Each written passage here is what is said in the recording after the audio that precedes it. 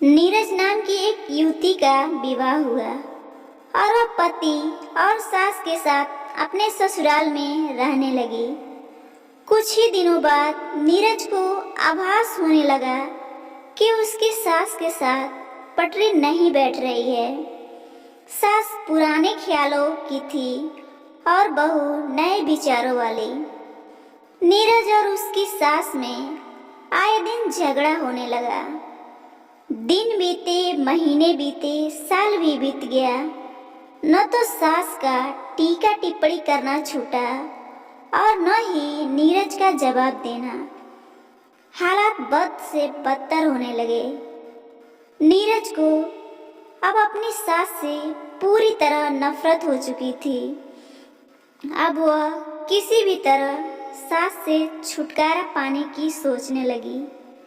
एक दिन जब नीरज का अपनी सास से झगड़ा हुआ और पति भी अपनी माँ का पक्ष लेने लगा, तो नीरज नाराज होकर मायके चली आई। नीरज के पिता एक डॉक्टर थे।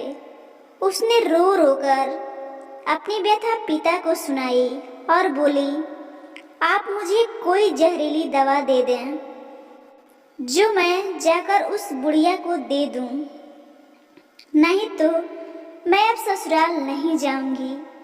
नीरज का दुख समझते हुए पिता ने नीरज के सिर पर प्यार से हाथ फेरते हुए कहा, बेटी, अगर तुम अपनी सास को जहर देकर मार दोगी तो तुम्हें पुलिस पकड़ ले जाएगी और साथ ही मुझे भी, क्योंकि वह जहर मैं तुम्हें दूंगा।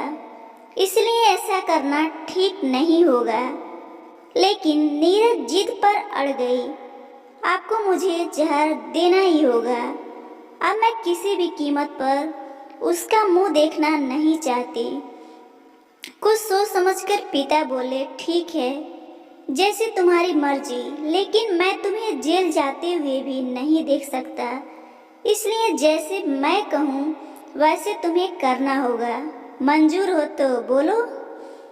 नीरज ने पूछा, क्या करना होगा? पिता ने एक पुड़िया में जहर का पाउडर बांधकर नीलम के हाथ में देते हुए कहा, तुम्हें इस पुड़िया में से सिर्फ एक चुटकी जहर रोज अपनी सास के भोजन में मिलाना है। कम मात्रा होने से वह एकदम से नहीं मरेगी, बल्कि धीरे धीरे आंतरिक रूप से कमजोर होकर 5 से 6 महीनों में मर जाएगी। लोग समझेंगे कि वह स्वाभाविक मौत मर गई। पिता ने आगे कहा, लेकिन तुम्हें बेहद सावधान रहना होगा ताकि तुम्हारे पति को बिल्कुल भी शक होने ना पाए, वरना हम दोनों को जेल जाना पड़ेगा। इसके लिए तुम आज के बाद अपनी सास से बिल्कुल भी झगड़ा नहीं करोगी, बल्कि उसकी सेवा करोगी। यदि वह तुम पर कोई टीका टिप्पणी करती है तो तुम चुपचाप सुन लोगी, बिल्कुल भी उत्तर नहीं दोगी। बोलो, कर पाओगी ये सब?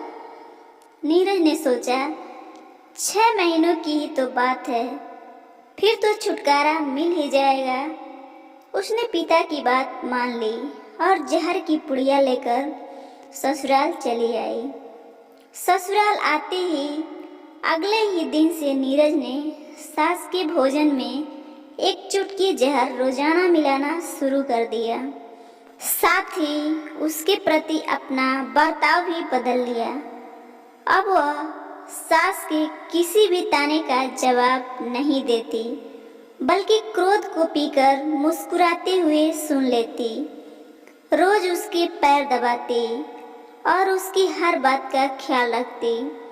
सास से पूछ पूछ कर उसकी पसंद का खाना बनाती, उसकी हर आज्ञा का पालन करती। कुछ हफ्ते बीतते बीतते सास के स्वभाव में भी परिवर्तन आना शुरू हो गया। बहू की ओर से अपने तानों का उत्तर न पाकर उसके ताने अब कम हो चले थे, बल्कि वह कभी कभी बहू की सेवा के बदले आशीष भी देने लगी थी।